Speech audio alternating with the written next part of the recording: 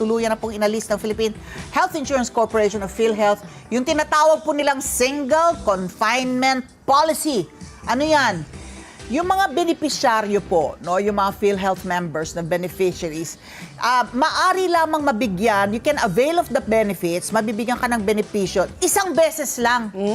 Within 90 days para dun sa kaparehong karamdaman. Correct. Okay? So, ito, sinimulang alisin na po itong polisiya na to October 1st, no, October 1 po. At bunsod nito, lahat po ng miyembro ng PhilHealth na mauospital sa kaparehong karamdaman, kunwari, kayo ay nagka-pulmonya. No, maari kayong makakuha ng benepisyo pa rin kung kayo ay kailangan ulit ma-ospital for pneumonia within yung 90 days dati kasi hindi pwede. One time lang.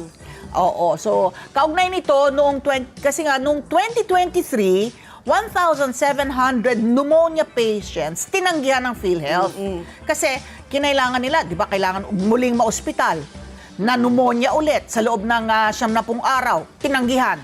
O, dahil dun sa single confinement policy, wala na yon. So, kabilang din po ang pneumonia sa tatlong pangunahing sakit na madalas na magkaroon ng readmission sa panggamutan, kasamang acute gastroenteritis at UTI, yun pong urinary tract infection. Nako-confine ba sa UTI? Pag sobra siguro sakit, ano? Sobra siguro. Pinag-aaralan din ng PhilHealth itong posibilidad. Coming soon! Isama po sa benepisyo yung mga mobility devices, no? Andiyan na po ang mga wheelchair, crutches, saklay, mga baston, canes, walkers, iba pang aparato tulad ng prescription glasses. I think you took this up while I was gone, no? Yung mga salamin sa mata. Correct. Pero wala pa ano pa lang yan, panukala. Drafting pa lang.